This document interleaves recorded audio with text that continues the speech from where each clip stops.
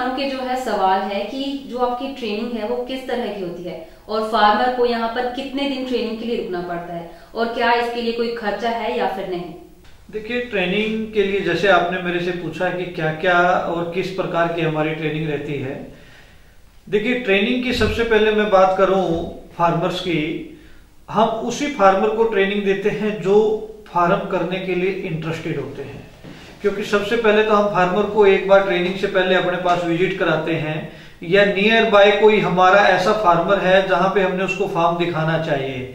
जैसे कुछ कंपनियों की मैं बात करूं, वो क्या करते हैं, कमीशन बेस पे काम करते हैं कि आप वहां उस फार्म पर जाइए, वो हमारा फार्मर से आप मिलिए, तो उनको वो कमीशन देते हैं। हम लोग ऐसा काम नहीं करते हैं। हम लोग डायरेक्ट फार्मर को, या तो बहुत नजदीकी हमारा फार्मर है उसके पास हम लोग भेजते हैं कि वो जाके वहां विजिट कर ले। अदरवाइज ज्यादातर हम बोलते हैं कि आप हरियाणा पे आइए, हरियाणा आके प्रॉपर अपना फार्म हमारा विजिट करिए, हमारा मतलब आमने सामने बैठ के आप मिलिए, देखिए, कंपनी को समझिए। अगर वो इंटरेस्टेड होता तो हम उसको ट्रेनिंग की डेट देते हैं।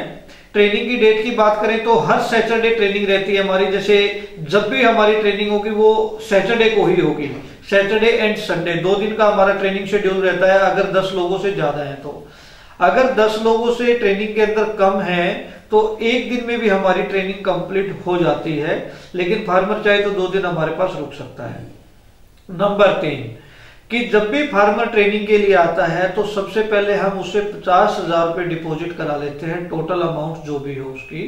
तो 50,000 रुपए की अमाउंट लेके हम उसको ट्रेनिंग प्रोवाइड करते हैं, क्योंकि वो हमारा प्रॉपर एक ग्रुप होता है, एक बैच बनता है।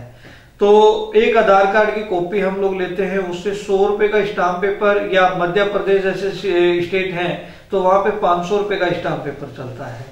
तो ये डॉक्यूमेंट्स, एक आधार कार्ड की कॉपी, 50,000 रुपए, स्टाम्प पेपर और एक फोटो हम लोग उससे मंगवाते हैं, जो कि ट्रेनिंग टाइम पे हमें ये उसकी रिक्वायरमेंट है। इसके अलावा ट्रेनिंग में हम लोग क्या क्या उसको समझाते हैं, जस्ट लाइक कि ब्रीड्स कौन कौन सी हैं, किस तरीके से उसको पाला जाता है, किस तरीके से आपको शेड बनाना है, शेड का टेम्परेचर क्या है, केज को कितने से कितने डिस्टेंस पर आपको रखना है, अगर वो फीमेल बच्चा देती है तो वो वीनिंग कितने समय बाद करना है, जब बच्चा पैदा होता है तो उसका बॉडी वेट क्या होना चाहिए, 3 महीने के बच्चे का बॉडी वेट क्या होता है, वैक्सीन, मेडिसिन क्या क्या उसको एज पर रिक्वायरमेंट के हिसाब से देनी है, क्या आपको टॉनिक्स देने हैं, इसके अलावा फीडिंग, क्या प्रोटीन्स क्या है, फैट क्या है, एनर्जी क्या है। तो इस तरीके से हम उसको फॉर्मेट देते हैं फार्मर को, ताकि वो अपने नियरेस्ट कहीं से भी फीड बनवा सके, कहीं से मेडिसिन ले सके, या बाद में फार्मर को कभी जरूरत पड़ती है कि बिना ट्रेनिंग के कई बार हम फार्म खुलवा देते हैं। वैसे हम लोग ऐसा करते नहीं है,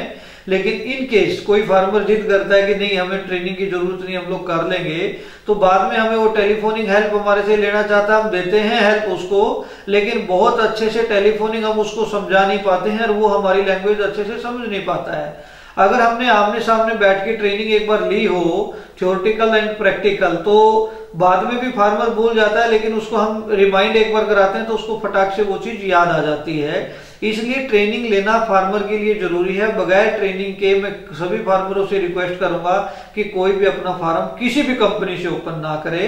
तो मैं सबको यही मैसेज देना चाहता हूं ट्रेनिंग के दौरान कि आप ट्रेनिंग कहीं से भी करें, लेकिन ट्रेनिंग करके ही रैबिट फार्मिंग को आप ओपन करें।